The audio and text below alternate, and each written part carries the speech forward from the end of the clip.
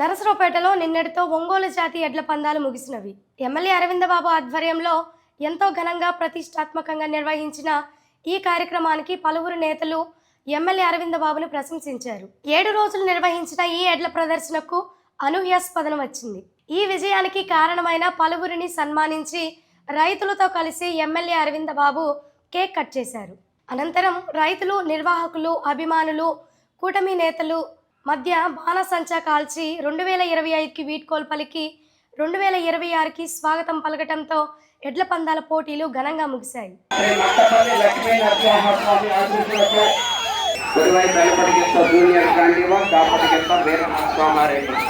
స్థానంలో కొనసాగుతున్న గత కన్నా 38 సెకండ్లు ముందంజలో ఉన్నది.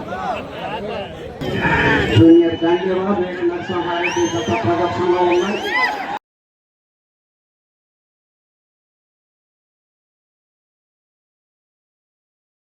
పావులూరు వీరాస్వామి చౌదరి గారు బలిత్రవ రావాలి.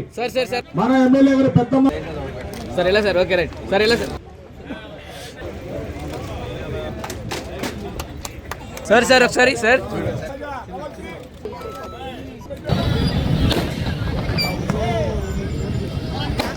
రైతులతో కలిసి న్యూ ఇయర్ సెలబ్రేషన్ చేసుకుంటున్న పార్లమెంట్ సభ్యులు మరియు శాసనసభ్యులు వారు